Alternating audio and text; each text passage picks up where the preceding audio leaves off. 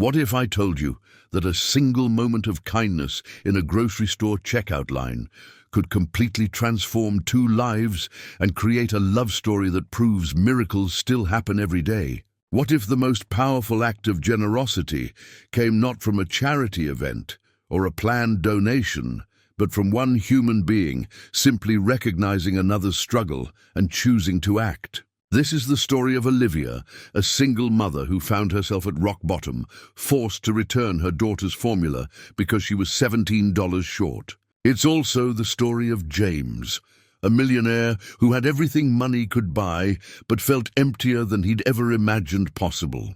Two people from completely different worlds, brought together by a moment of crisis that would change everything. But this isn't just another rags to riches fairy tale. This is about what happens when someone sees your struggle and doesn't offer pity, they offer dignity. It's about the courage it takes to accept help when you've been surviving on pride alone. It's about discovering that sometimes the person who saves you is also the person who needs saving. You're about to witness how a $22 can of baby formula became the first thread in weaving together a family that neither of them dared to dream was possible. This is a story that will make you believe in the power of human connection, the beauty of second chances, and the truth that love really can bloom in the most unexpected places. Before we dive into this incredible journey, make sure you're subscribed to our channel and hit that notification bell, because stories like this one, stories that restore your faith in humanity and remind you that miracles are happening all around us, are exactly what we share here every single week. Trust me, you won't want to miss what happens next. Get ready for a journey that starts with heartbreak and ends with hope, because what James did next didn't just shock everyone who witnessed it. It created a ripple effect of love that transformed not just two lives, but an entire community. Picture this. It's a Tuesday evening at Megamart, and the fluorescent lights are humming that familiar tune that somehow makes everything feel more desperate. Olivia Vance stands in line, clutching that small can of special formula like it's the most precious thing in the world, because right now, it is. Her daughter Daisy needs this specific brand, the one that doesn't upset her tiny stomach, the one that costs 3 times more than regular formula. Olivia's hands are trembling slightly as she reaches into her worn purse, fingers searching through every compartment, every corner, hoping against hope that maybe, just maybe, she miscounted earlier. But the math doesn't lie. She's got $17 and change, and that can cost $22.50. The difference might as well be $1,000. The cashier, a teenager with kind eyes but company policies to follow, gives her that look. You know the one. It's not mean, but it's tired. She's probably seen this scene play out countless times before. "I'm sorry, ma'am, but—" she starts, and Olivia already knows what's coming. "I understand," Olivia whispers, her voice barely audible over the beeping scanners and grocery cart wheels. She can feel the heat creeping up her neck, that familiar burn of embarrassment that comes when your private struggles become public theater. Behind her, she senses the line growing restless. Someone clears their throat. Another person shifts their weight from foot to foot. This is the moment when you realize how thin the line really is between making it and not making it. Olivia isn't lazy. She isn't careless with money. She works 2 jobs, cleaning offices at dawn and stocking shelves at a convenience store in the evenings. But life has this way of throwing curveballs when you're least prepared to catch them. Daisy got sick last week, which meant missing work to take her to the clinic, which meant less money in an already tight budget. As Olivia starts to back away from the register, ready to return that precious can to its shelf, she doesn't notice the man in the expensive suit 3 spots behind her. James Caldwell isn't supposed to be shopping for groceries himself. That's what personal assistants are for. But tonight, he dismissed his driver and decided to handle something as mundane as picking up coffee beans himself. Call it a whim, or maybe a desperate attempt to feel normal in a life that's anything but. James has been watching this whole scene unfold, and something about it hits him like a freight train. Suddenly, he's 8 years old again, standing in a similar line with his mom, watching her count crumpled bills with the same desperate precision. He remembers the way her shoulders would slump when she had to put back the orange juice or the brand of cereal he actually liked. He remembers pretending it didn't matter even though it did. The thing about success is that it can't erase your memory. James has built an empire, but he can't build a wall high enough to keep out the echoes of his childhood. And right now, those echoes are deafening. Without thinking it through, which isn't like him at all, James steps out of his place in line. The people behind him mutter complaints, but he doesn't hear them. He approaches the register where Olivia is still standing, paralyzed by mortification. "Excuse me," he says gently, and Olivia looks up, startled. She sees a man in his 30s, well-dressed but not flashy, with eyes that don't hold judgment. "I'd like to pay for that," he says, nodding toward the formula. Olivia's first instinct is to refuse. Pride is sometimes the only thing left when everything else has been stripped away. "No, I couldn't possibly," she starts, but James is already handing his card to the cashier. "Please," he says simply, "let me do this." There's something in his voice that stops her protest. It's not pity. She's heard pity before, and this isn't it. It's something else entirely. Recognition, maybe, understanding. The transaction takes less than a minute, but it feels like an eternity. The people in line are watching now, some with curiosity, others with that particular brand of discomfort that comes from witnessing someone else's vulnerability. Olivia wants to disappear, but she also wants to memorize this moment, because kindness like this feels rarer than diamonds. When it's done, James doesn't make a big show of it. He doesn't want thanks or recognition. He just picks up his coffee and heads for the exit, leaving Olivia standing there with her formula and 1,000 unspoken questions. But the story doesn't end at the register. Outside, the evening air carries that particular chill that makes you pull your coat tighter. Olivia makes her way to the bus stop, still processing what just happened.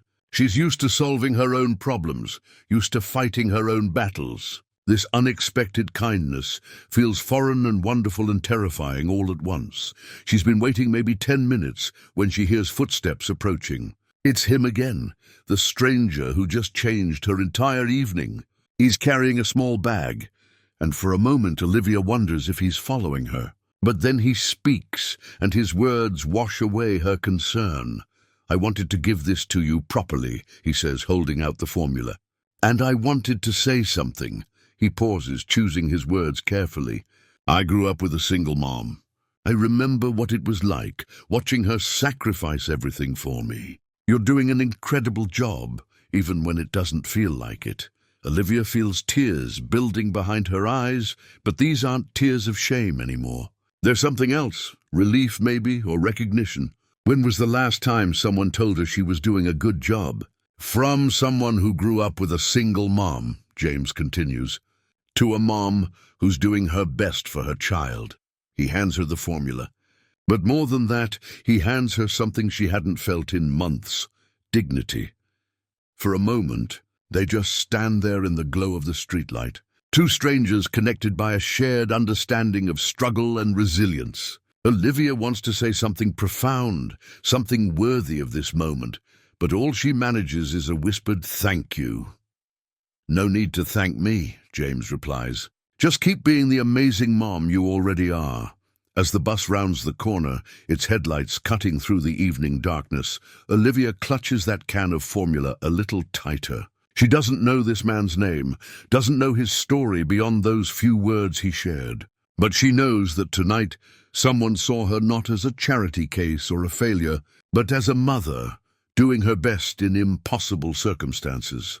The bus doors open with a hydraulic sigh, and as Olivia steps inside, she can't help but wonder about the man in the expensive suit who understood exactly what she needed to hear. Little does she know that this chance encounter is about to set in motion a series of events that will transform both their lives in ways neither could possibly imagine.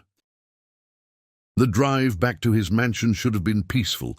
James usually enjoys these quiet moments in his Tesla, letting the city lights blur past while his mind processes the day. But tonight's different. Tonight, every red light gives his thoughts time to circle back to that woman at the bus stop, to the way her shoulders straightened when he told her she was doing an amazing job. James pulls into his circular driveway, past the perfectly manicured hedges and the fountain that cost more than most people make in a year. The house looms before him, all glass and steel and architectural awards, but tonight it feels more like a museum than a home. Beautiful, impressive, and utterly empty. He tosses his keys on the marble countertop and loosens his tie, but he can't shake the image of Olivia clutching that formula can. There was something in her eyes, a determination mixed with exhaustion that he recognized all too well. It's the same look his mother used to get when she'd come home from her second job. Feet aching but still asking about his homework, still making sure he had everything he needed. The thing about growing up poor is that success doesn't erase the muscle memory of struggle. James can afford anything he wants now, but he still catches himself checking prices at restaurants, still feels a little guilty buying expensive coffee. And tonight, seeing Olivia in that checkout line brought it all rushing back, the shame, the worry, the constant mental mathematics of making ends meet. He walks through his spacious living room, past the awards and photos from charity events, and stops at the one picture that matters most. A faded photo of him and his mom at his college graduation. She's wearing a dress she'd saved up for months to buy, and her smile is so proud it could power the city. She never got to see him become successful, never got to live in a house like this, or worry about anything more serious than which restaurant to choose for dinner. That's when it hits him, really hits him. He created the Horizon Foundation 5 years ago with the best of intentions, writing checks and hosting galas and funding programs for single mothers. But when was the last time he actually met one of the women they were helping? When was the last time he sat down and listened to their stories, really listened? James has been playing at philanthropy from the safety of boardrooms and black tie events, keeping the messy reality at arm's length. But tonight showed him something different. Tonight showed him what it actually looks like when someone has to choose between their child's needs and their pride. Between asking for help and going without. He pulls out his phone and calls Rebecca, his foundation director. She picks up on the second ring, probably wondering why he's calling at 9 on a Tuesday night. James, everything okay? I want to visit the community center tomorrow, he says without preamble. The one we fund downtown? I want to see what we're actually doing, meet the people we're helping. There's a pause. That's wonderful but unusual. You sure everything's all right? More all right than I've been in a while, actually. Meanwhile, across town, in her tiny apartment, Olivia is having her own moment of reckoning. Daisy is finally asleep, the special formula having worked its magic, and Olivia sits at her kitchen table with that man's words echoing in her mind. You're doing an incredible job, even when it doesn't feel like it. When was the last time someone told her that? When was the last time anyone acknowledged how hard she was trying, how many balls she was juggling just to keep everything from falling apart? She thinks about her life, the endless cycle of work, worry, and more work. She loves Daisy more than breathing, but sometimes the weight of being solely responsible for another human being feels crushing. Every decision, every dollar, every moment of the day revolves around this tiny person who depends on her completely. But tonight, something shifted. That stranger saw her struggle and didn't offer empty platitudes or judgment. He offered understanding, recognition, dignity.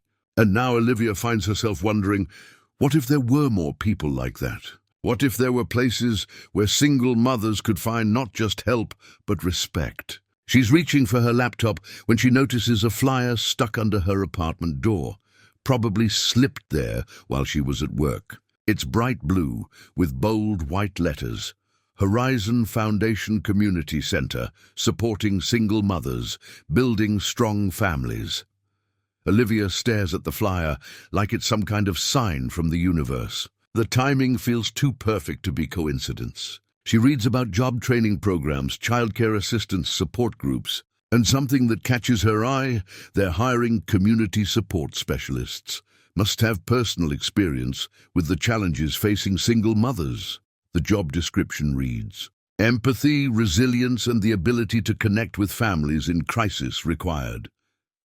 For the first time in months, Olivia feels something she'd almost forgotten: hope. Not the desperate kind that keeps you awake at night, but the real kind, the kind that makes you believe things can actually get better. She spends the next hour researching the Horizon Foundation online. Their mission statement talks about breaking cycles of poverty, providing dignity along with assistance, treating single mothers not as charity cases, but as strong women facing temporary challenges. The words feel like they were written specifically for her. The application process is straightforward. Submit a resume, write a personal statement about why this work matters to you, and complete an interview. Olivia hasn't written a resume in years, hasn't thought of her struggles as qualifications for anything. But now she realizes that every sleepless night worrying about bills, every creative solution to make groceries stretch, every moment of maintaining her composure while her world felt like it was falling apart, all of it has prepared her for this. She stays up until 2 in the morning crafting her application, pouring her heart into a personal statement about understanding the daily reality of being a single mother, about knowing exactly how it feels to stand in that grocery store checkout line. She writes about resilience born from necessity and empathy earned through experience. 2 weeks later, Olivia finds herself sitting across from Sarah Martinez, the community center director, in a small office decorated with children's artwork and thank you notes from families. Your application was powerful, Sarah says, and Olivia can hear the sincerity in her voice. We don't just need people who want to help. We need people who understand, people who've been where our clients are. The interview feels more like a conversation between friends. Olivia talks about the isolation that comes with single motherhood, the way you can be surrounded by people and still feel completely alone. She talks about the strength it takes to keep going when everything feels impossible, and how sometimes the smallest acts of kindness can change everything. There's something else, Sarah adds, as the interview winds down. Our founder is planning to be more involved with day-to-day operations. He's realized he wants a deeper connection with the work we're doing here. I think you two would work well together. He has a real understanding of what our families go through. Olivia nods, thinking about how rare it must be to have someone wealthy who truly gets it, who doesn't just write checks but actually cares about the people behind the statistics. A week later, she gets the call. She got the job. For the first time in years, Olivia Vance has a career instead of just survival jobs. She has a chance to turn her pain into purpose, her struggles into strength for others. As she hangs up the phone, Daisy toddles over and wraps her tiny arms around Olivia's legs. "Happy, Mama?" "Yes, baby," Olivia whispers, picking up her daughter and spinning her around their small living room. Mama's very happy. What neither of them knows is that across town, James Caldwell is having a similar moment of satisfaction, reviewing the new hire reports from the community center and feeling genuinely excited about the foundation's work for the first time in years. He's especially interested in meeting the new community support specialist, someone who Sarah describes as having an intuitive understanding of their clients' needs. Sometimes the universe has a sense of humor about the way it brings people together. 3 months at the Horizon Foundation Community Center, and Olivia has found something she didn't even realize she was looking for: purpose. Every morning, when she walks through those doors, she's not just going to work. She's stepping into a place where her past struggles have become her greatest strength. The women who come through the center doors carry that same look. Olivia remembers from her own mirror, exhausted but determined, proud but desperate, strong but scared. And when they see her, really see her, they know immediately that she gets it. She's not some social worker with good intentions and a psychology degree. She's someone who's stood in their shoes, someone who's felt that particular brand of panic that comes with watching your bank account hit zero while your child needs everything. But tonight's different. Tonight, Olivia's standing in front of her tiny closet, feeling completely out of her element. The annual Horizon Foundation Gala is tomorrow evening, and Sarah insisted that all the community center staff attend. "You need to be there," Sarah had said firmly. "The donors need to see the real faces of our work, need to understand that we're not just helping people, we're empowering them." Easy for Sarah to say. She has a closet full of appropriate evening wear. Olivia has exactly 2 dresses that aren't from the thrift store, and neither of them screams charity gala at the Marriott downtown. That's when Maria, one of the mothers from the support group, mentions the donation closet. "Girl, you've helped every woman in this building feel beautiful again. Time to let us return the favor." The donation closet is exactly what it sounds like, a small room filled with clothes that have been donated by supporters of the foundation. Most of it is casual wear, but tucked away in the back, Olivia finds a simple black dress that might just work. It's not designer, but it's elegant in an understated way. The kind of dress that doesn't try too hard to impress. Standing in front of her bathroom mirror the night of the gala, Olivia barely recognizes herself. It's not just the dress, it's something in her eyes. For months now, she's been building other women up, reminding them of their worth and strength. Tonight, looking at her reflection, she finally sees what they've been trying to tell her about herself. The Marriott ballroom is exactly as intimidating as Olivia expected. Crystal chandeliers cast warm light over tables, set with more silverware than she's ever seen in one place. Women in designer gowns glide across marble floors, their jewelry catching the light like tiny stars. Men in tuxedos that probably cost more than Olivia's monthly rent discuss business and politics with the casual confidence of people who've never worried about making rent. Olivia finds her table. Thankfully, she's seated with other foundation employees rather than major donors and tries to blend in. But blending in has never been her strong suit, especially not in a room where her entire monthly salary probably couldn't buy one of those centerpieces. "You look beautiful," whispers Janet, the center's administrative assistant, sliding into the seat beside her. "And you belong here just as much as anyone else in this room." The evening begins with cocktails and networking, which is essentially fancy people speak for awkward conversations with strangers.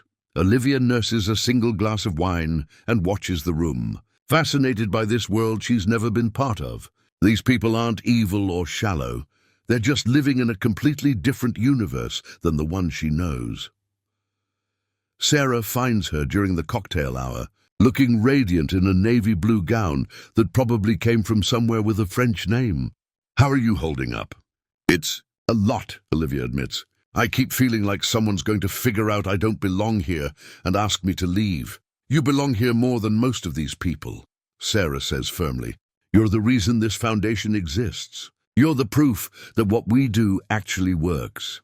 As dinner is served, some kind of salmon dish that tastes like it was prepared by someone who went to school specifically to learn how to cook salmon, Olivia starts to relax. The conversation at her table flows easily, mostly shop talk about the center and the families they serve. These are her people, even in this fancy setting.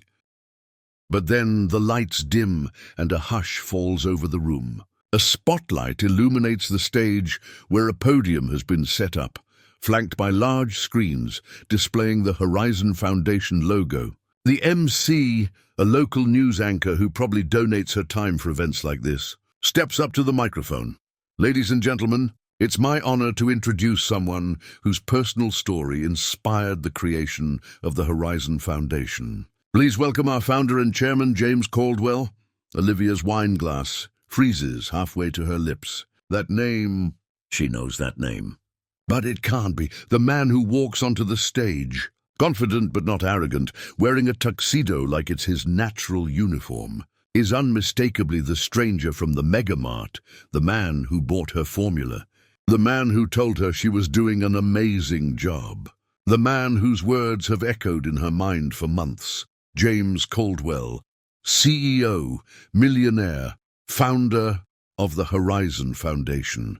The same foundation where she now works, helping other women who've stood where she once stood. Olivia's heart is pounding so hard, she's sure the entire table can hear it. Around her, people are applauding politely, but she can't move, can't breathe, can't process what she's seeing. The universe has a sense of humor, but this feels less like comedy and more like divine intervention. On stage, James begins to speak, and his voice is exactly as she remembers it. Calm, warm, genuine. 5 years ago, I created this foundation with a simple goal: to ensure that no child would have to watch their mother choose between dignity and necessity the way I watched mine. He talks about growing up poor, about his mother working multiple jobs, about the shame and struggle that poverty brings to families who are doing their absolute best. His words paint a picture that Olivia knows intimately: the constant worry, the careful calculations, the way pride and need wage war in your heart. But recently, James continues, and Olivia swears he glances in her direction, I realized that I'd been doing this work from a distance. I'd been writing checks instead of writing relationships. I'd forgotten that behind every statistic is a real person, a real family, a real story. The speech continues, but Olivia is only half listening now. She's remembering that evening at the bus stop, the way he'd understood exactly what she needed to hear. She's thinking about all the women she's helped at the center, all the conversations about dignity and respect, and seeing people's full humanity. Had he created all of this because of his own experience? Or had that night at Megamart influenced him too? Had their brief encounter changed the trajectory of his foundation work the same way it had changed her life? When the speech ends and the applause dies down, James steps away from the podium. But instead of returning to the head table where the other board members are seated, he starts walking through the crowd, shaking hands and talking to people. And he's moving in her direction. Olivia's table companions are chatting about the speech, praising James's authenticity and vision, but their voices sound like they're coming from underwater. All she can focus on is the fact that he's getting closer, and she has absolutely no idea what she's going to say when he reaches her table. Should she pretend not to recognize him? Should she thank him again for that night? Should she mention that she works for his foundation now? Every option seems simultaneously perfect and terrible. Then he's standing right beside her chair, and time seems to slow down. Their eyes meet across the crowded ballroom, and there's that same moment of recognition from months ago. Two people who saw each other clearly in a world that often refuses to really look. "Excuse me," he says, his voice carrying that same gentle quality she remembers. "But don't I know you from somewhere?" The entire table turns to look at them, curious about this interaction between their co-worker and the foundation's famous founder. But Olivia only sees James, only hears the question that acknowledges their shared history without making her feel exposed or embarrassed. "I think," Olivia says carefully, finding her voice despite the way her heart is hammering. "We might have met at a grocery store once." His smile is warm and genuine, reaching all the way to his eyes. "I thought so. And how is your daughter doing?" "She's perfect," Olivia replies, and the pride in her voice is unmistakable. Growing too fast, but perfect. The moment stretches between them, filled with unspoken recognition and shared understanding. Around them, the gala continues, people networking and donating and celebrating the foundation's work. But for just a few seconds, it's like they're back at that bus stop. Two strangers who saw each other's humanity in a world that often makes people invisible. James opens his mouth to say something else. But before he can speak, someone calls his name from across the room. A board member, probably, or a major donor who needs his attention. The spell breaks and reality rushes back in. He starts, glancing toward the voice calling him. "Of course," Olivia says quickly. "Thank you for..." For everything.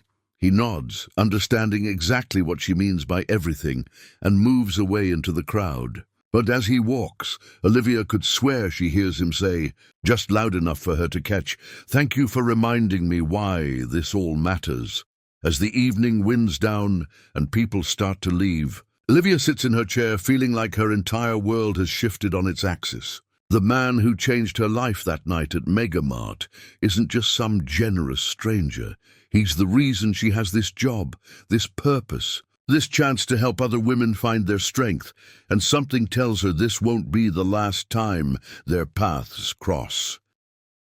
The Monday morning after the gala feels different somehow. Olivia walks into the Horizon Foundation Community Center with a spring in her step that's been missing for years. She's still processing what happened at the event, the surreal moment of discovering that the stranger who changed her life is actually the founder of the place where she now works. But more than that, she's thinking about the way James looked at her across that crowded ballroom. Not with pity or charity, but with recognition. Like seeing an old friend after a long journey. Like someone who understands exactly where you've been and respects how far you've traveled. The morning starts like any other. Olivia facilitates the weekly support group for new mothers, helping women navigate everything from postpartum depression to job applications. There's something magical about these circles, watching women realize they're not alone, that their struggles don't define their worth, that there's strength in community. Today they're joined by Patricia, a 22-year-old who just moved to the city with her infant son after leaving an abusive relationship. She sits quietly in the corner, arms wrapped protectively around herself, eyes darting toward the door like she might need to run at any moment. Olivia recognizes that look. She's worn it herself, the hypervigilance that comes from having your safety threatened, the way trauma makes you constantly scan for exits and enemies. But she also knows something Patricia doesn't know yet, that feeling will fade, that strength will grow, that there's life beyond survival mode. "Patricia," Olivia says gently during a lull in conversation, "would you like to share what brought you here today?"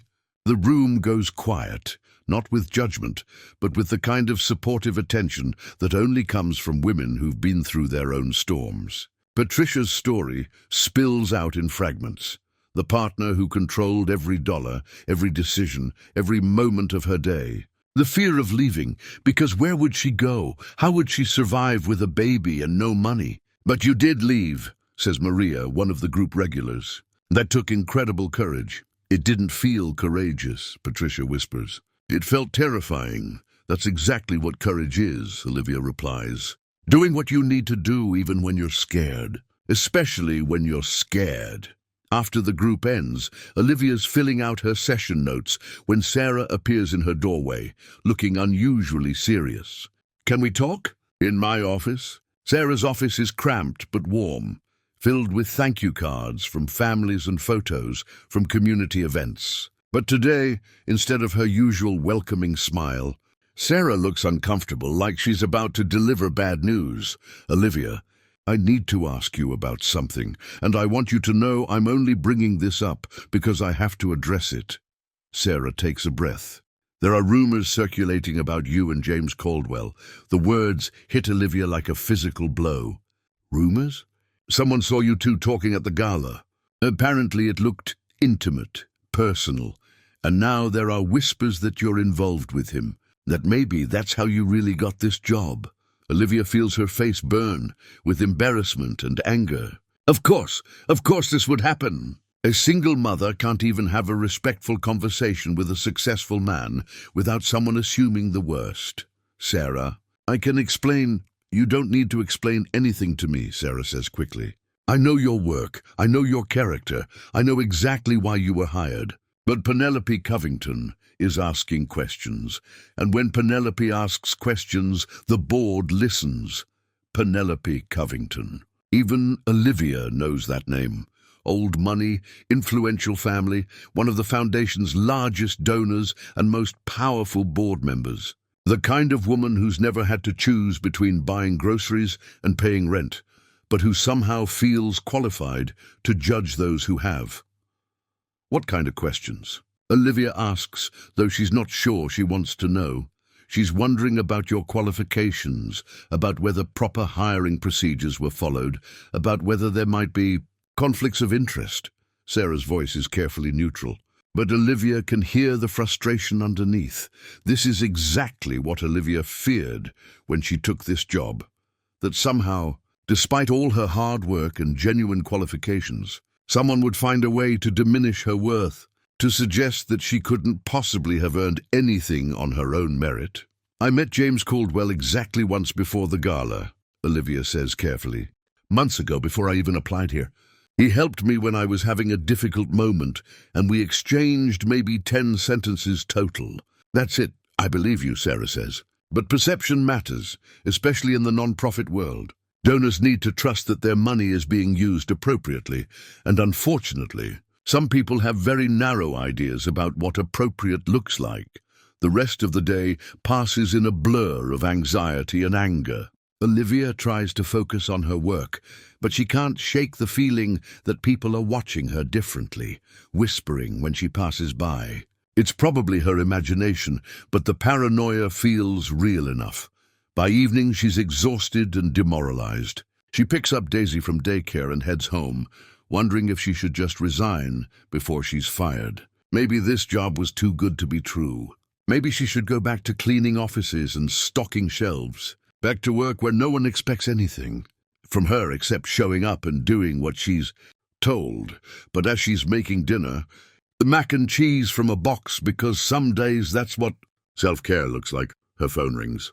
The number isn't one she recognizes. Hello? Hi, Olivia. This is James Caldwell. Her heart stops. Actually stops. She nearly drops the phone into the boiling pasta water. Mr. Caldwell, how did you get my number? I asked Sarah for it. I hope that's okay. I heard there were some concerns raised about our conversation at the gala, and I wanted to talk to you about it. Of course he heard. In the non-profit world, gossip travels faster than good news. Look, Olivia starts, I don't want to cause any problems for the foundation. If it's easier, I can just stop right there. James's voice is firm but not unkind. You're not causing problems. Narrow-minded people are causing problems, and that's not on you. There's a pause, and when he speaks again, his voice is softer. Would you be willing to meet me for coffee? Tomorrow, maybe? I think it's time I shared the full story of why I started this foundation. And I'd like to hear your story too, if you're comfortable sharing it. I'm not sure that's a good idea, Olivia says, even though everything in her wants to say yes. It might just fuel more rumors. Let me worry about the rumors, James replies. I've been handling difficult board members longer than you might think. What matters is making sure good people like you don't get punished for other people's assumptions. The next morning, Olivia finds herself sitting across from James in a small coffee shop downtown, far from the foundation office and the gossiping tongues of the non-profit world. He looks different in casual clothes, more approachable, more real. Less like a CEO and more like the man who helped her at the bus stop.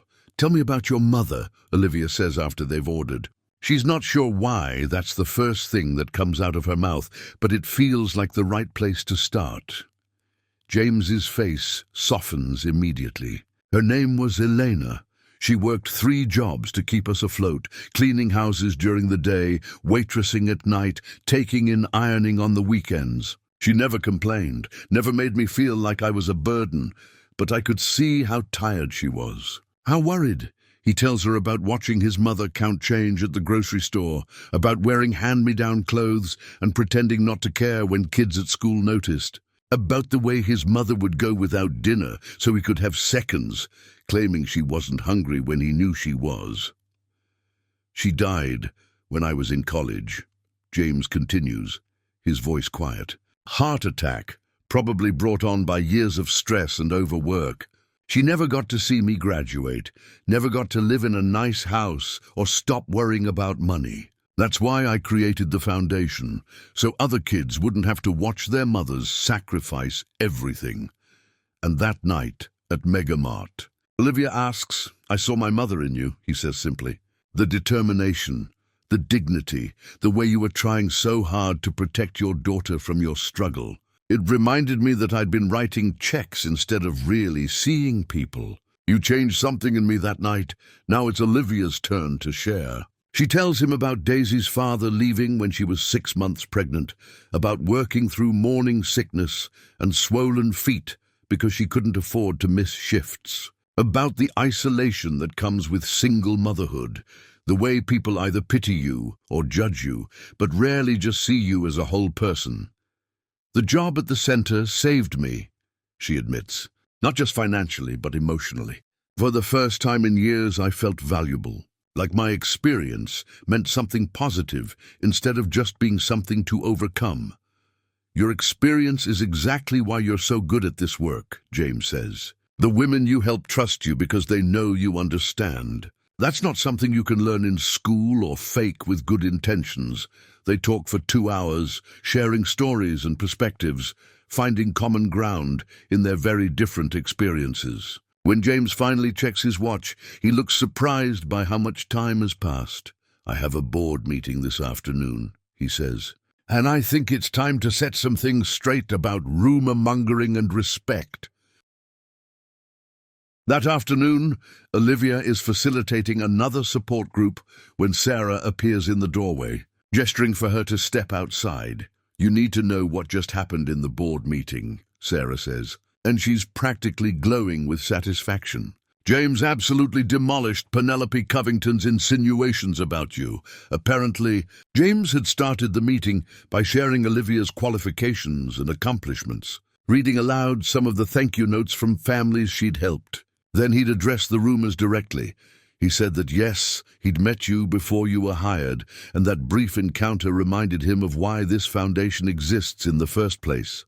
Sarah continues. He said you represent everything the Horizon Foundation stands for: resilience, dignity, and the power of supporting women instead of judging them. Then Sarah's grin widens. He asked Penelope if she had any other questions about the hiring process, because he'd be happy to discuss the qualifications and character references of every employee if she felt it was necessary. Olivia can picture it. James in his business suit, calm but unmovable, defending her with the same quiet strength he'd shown at the bus stop months ago. The image makes her feel something she hasn't felt in years. Protected. Not rescued, but protected by someone who sees her worth and isn't afraid to defend it. What did Penelope say? Nothing. Absolutely nothing. I don't think anyone's ever called her out like that in a board meeting before. As Olivia walks home that evening, she feels lighter than she has in days. The rumors will probably continue for a while. That's how gossip works. But she's not facing them alone anymore. She has allies, people who see her value and are willing to stand up for it.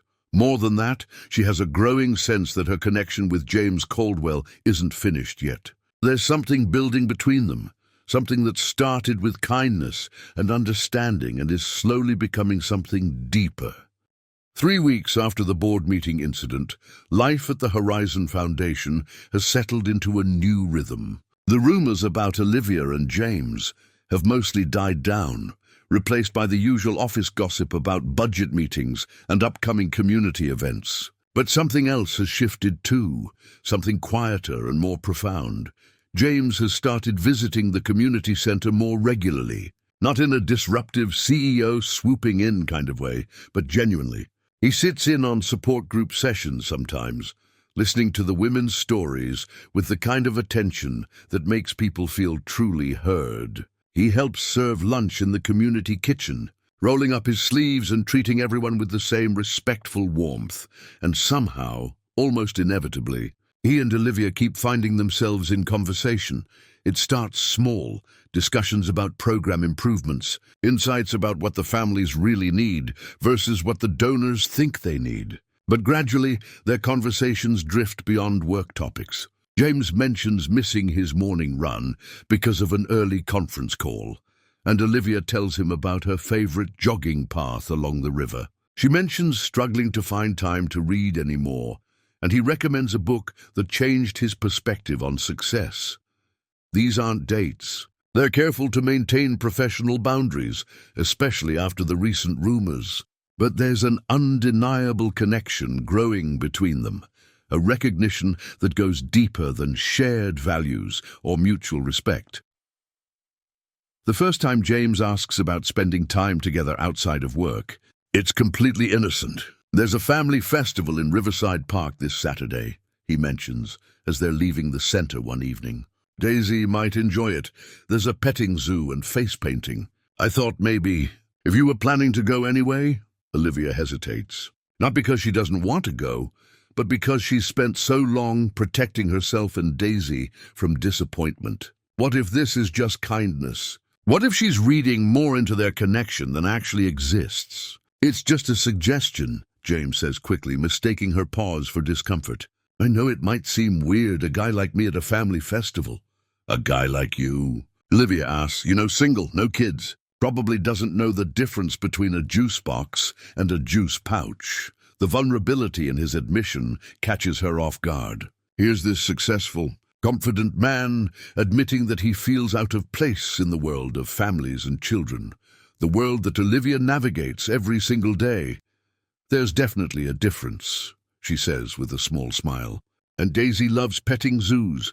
We'll be there around 11. Saturday arrives with that perfect autumn weather that makes everything feel possible. The park is alive with families, children shrieking with delight as they run between booths selling cotton candy and balloon animals. Olivia spots James immediately. He's standing near the entrance, looking slightly overwhelmed by the chaos, wearing jeans and a simple sweater that make him look younger and more approachable. Daisy, now 15 months old and fearless in the way that toddlers are, takes one look at James and raises her arms to be picked up. She's always been good with strangers, but there's something about James that seems to put her immediately at ease. Well, hello there, Miss Daisy, James says, scooping her up with surprising confidence. Are you ready to meet some goats?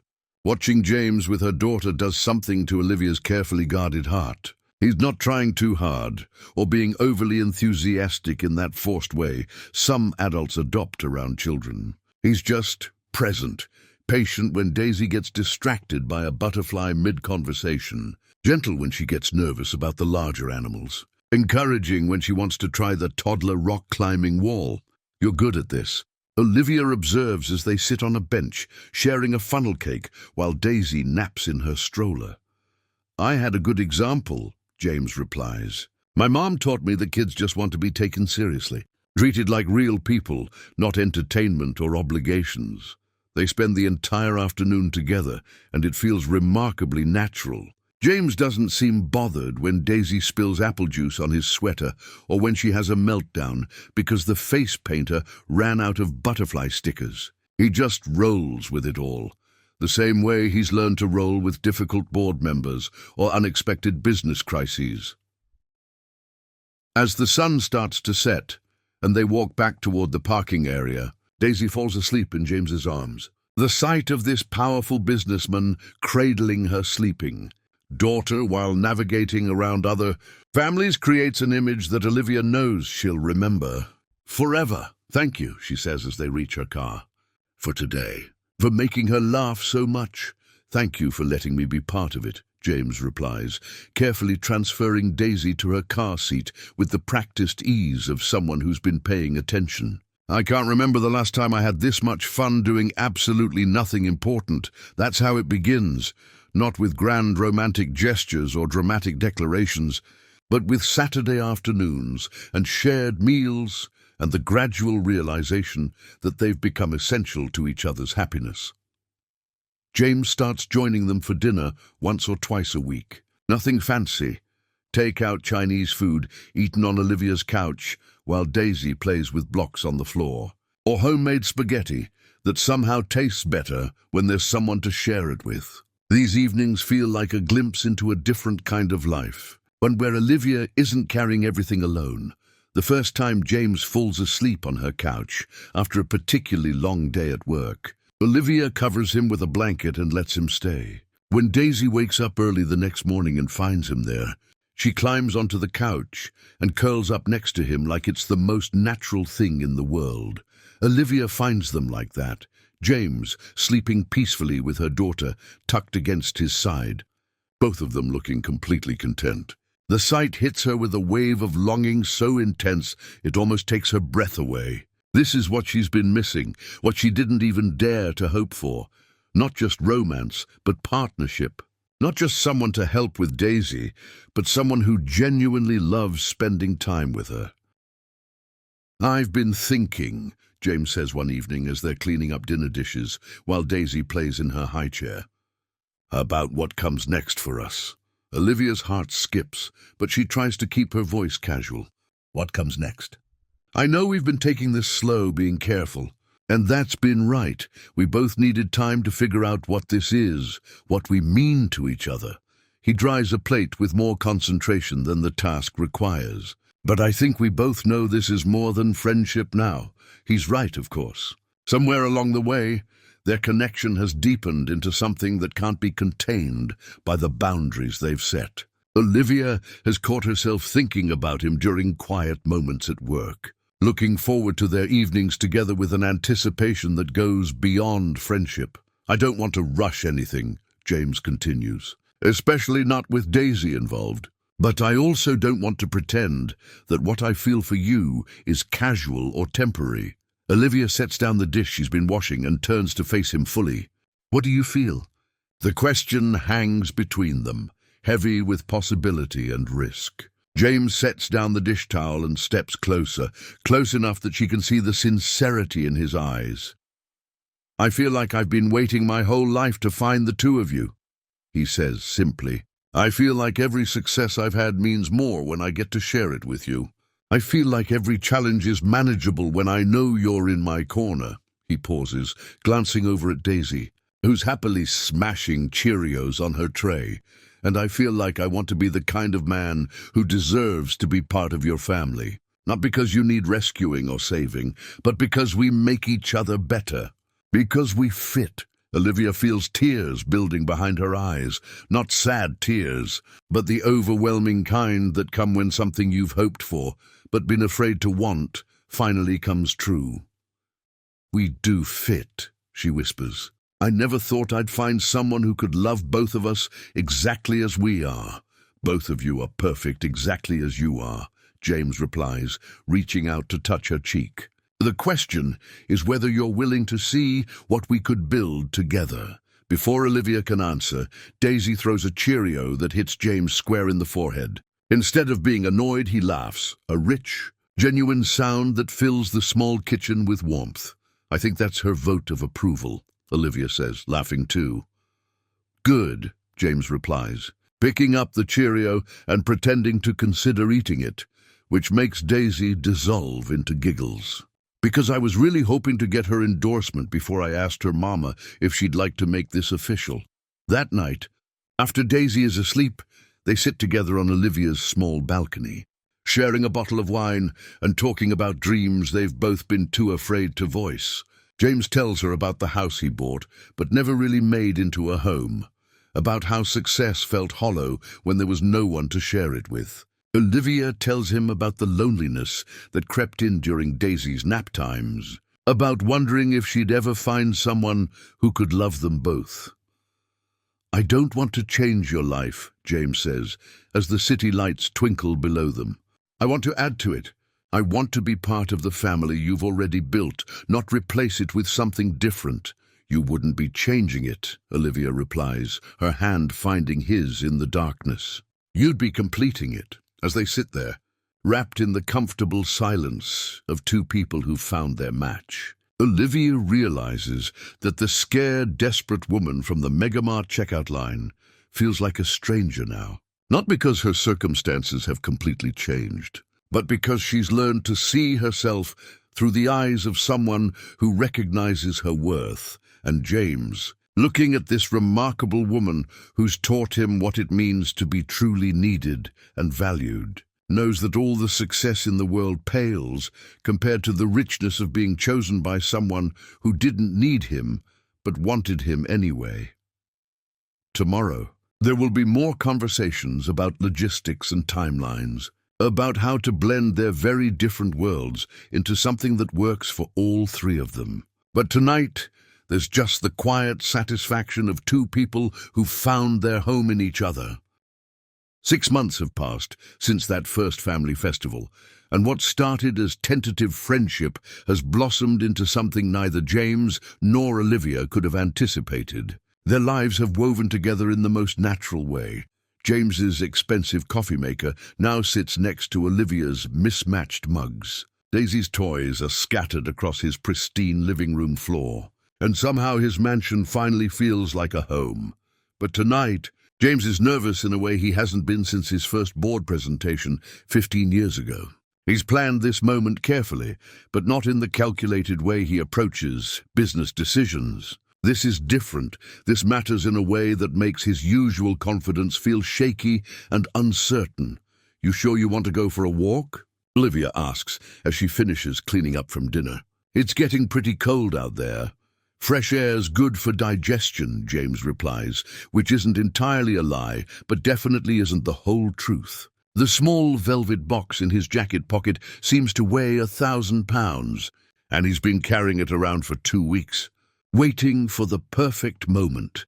They bundle up against the October evening, Olivia in her favorite wool coat that James secretly loves because it brings out the green in her eyes, and James in a jacket that cost more than most people's rent, but somehow makes him look approachable rather than intimidating. Daisy stays with Mrs. Chen, the neighbor who's become like a grandmother to her, a woman who lights up every time she sees James carrying the toddler up the stairs.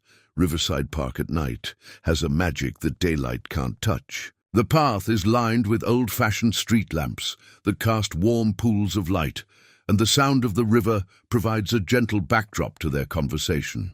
They've walked this route dozens of times over the past months, but tonight everything feels different, charged with possibility and the weight of unspoken hopes. "You're quiet tonight," Olivia observes, slipping her hand into his as they stroll past the playground where they've spent countless Saturday mornings pushing Daisy on the swings. "Just thinking," James replies, which is the understatement of the century. He's been rehearsing what he wants to say for days, but now that the moment is here, all his carefully planned words seem inadequate.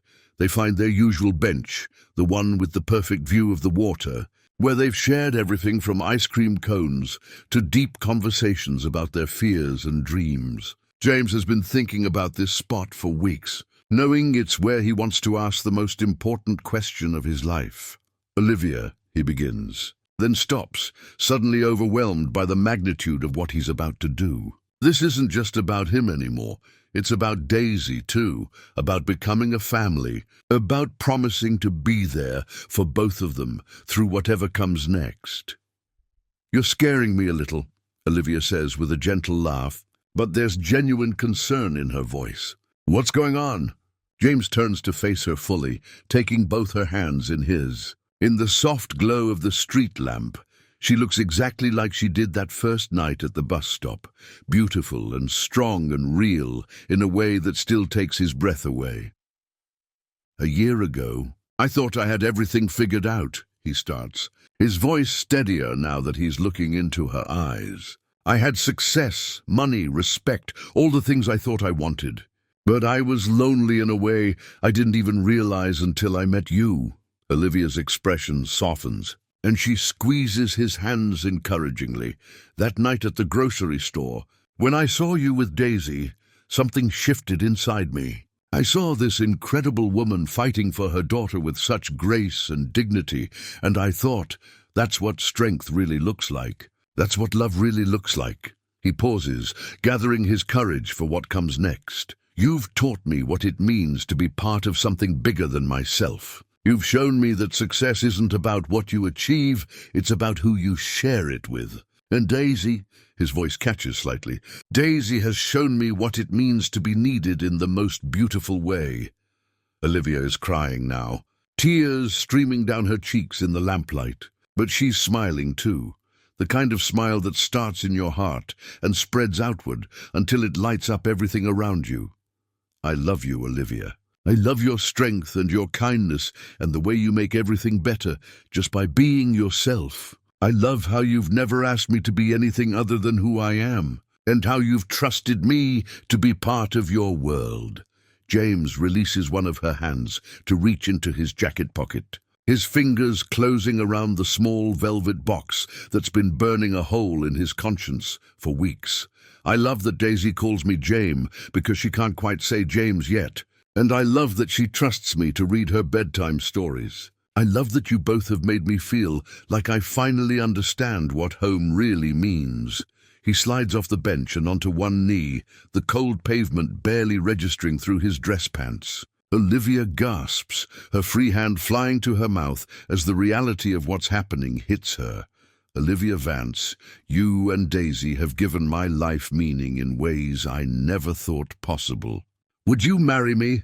Would you let me spend the rest of my life proving that I'm worthy of the love you've already given me so freely? He opens the box to reveal a ring that's beautiful in its simplicity, a single diamond set in a platinum band, elegant but not ostentatious. It's not the biggest ring he could have afforded, but it's perfect for Olivia, classy and timeless and real. James, Olivia whispers. And for a moment, he's terrified that she's going to say no, that he's misread everything, that he's pushed too fast or asked too much. But then she's laughing and crying at the same time, nodding so enthusiastically that her hair falls across her face. Yes, of course, yes. I love you too, so much more than I ever thought I could love anyone. James slips the ring onto her finger with hands that are shaking slightly from adrenaline and emotion. It fits perfectly. He'd gotten the size from Sarah, who'd borrowed one of Olivia's rings under the pretense of admiring it. They're kissing then. There on the bench in the soft glow of the street lamp. And it tastes like happy tears and new beginnings and the promise of forever. It's not their first kiss. That happened weeks ago during a quiet moment after putting Daisy to bed, but it's different. It's the kiss that seals their commitment to build a life together, to be a family in every sense of the word. Mama! James! They break apart to see Daisy running toward them as fast as her little legs can carry her, with Mrs. Chen following behind at a more sedate pace, smiling broadly. I'm sorry, Mrs. Chen calls out. But she saw you from the window and kept crying, Mama James, until I brought her down. I think she was worried you'd left without her. We would never leave without you, sweetheart, James says, scooping Daisy up and spinning her around until she shrieks with delight. Never, ever. What's that, Mama? Daisy asks, pointing at the ring sparkling on Olivia's finger. It's a promise, Olivia explains, her voice thick with emotion. A promise that we're going to be a family. You and me and James, always. Daisy considers this with the serious expression she gets when processing important information. Then she reaches out and grabs James's face with both her small hands, planting a sloppy kiss on his cheek. My James, she declares, with the possessive certainty of a toddler who's claimed something precious. Yes, baby, James says, his voice rough with unexpected tears. You're James, forever and always. The four of them, because Mrs. Chen has become honorary family too, walk back toward home together, Daisy chattering excitedly about rings and promises and families, while Olivia and James steal glances at each other like teenagers with their first crush. Later that night, after Daisy is asleep and they're curled up together on James's couch, their couch now, Olivia traces the outline of her engagement ring with wonder.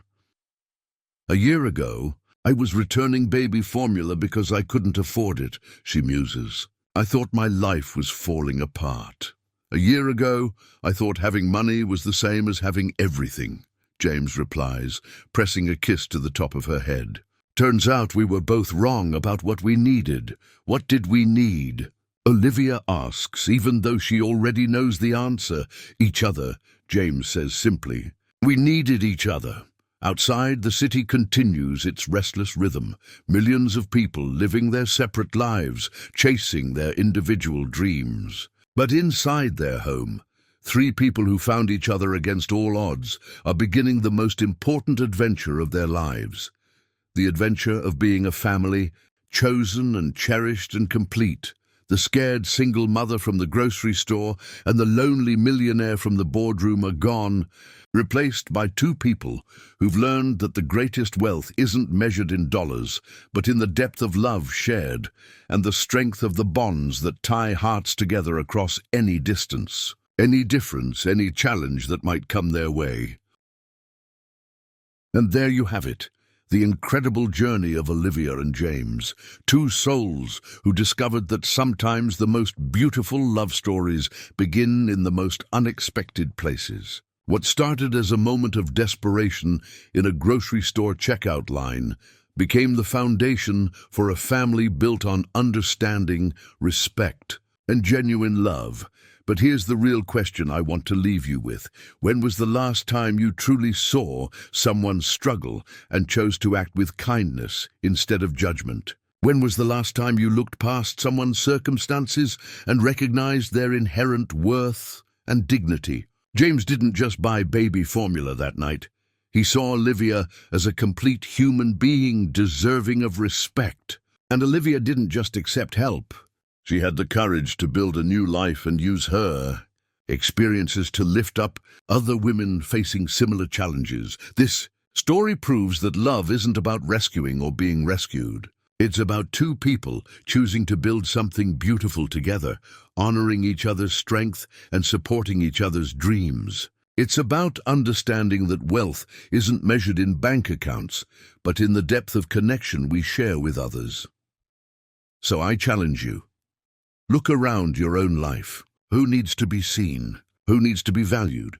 Who needs someone to believe in their worth when they can barely believe in it themselves? You have the power to be someone's James or Olivia, to offer dignity when the world offers judgment, to show up when others walk away.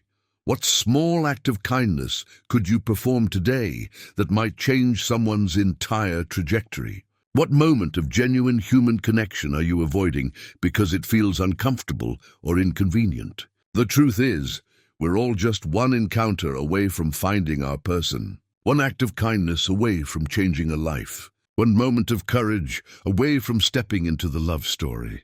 We're meant to live. Don't forget to subscribe to our channel and hit that notification bell so you never miss stories like this one. Stories that remind you that miracles happen every day. Love shows up in the most unexpected places, and every single person you meet has the potential to change your life forever. Because trust me, the world needs more people who choose kindness over indifference, connection over isolation, and love over fear.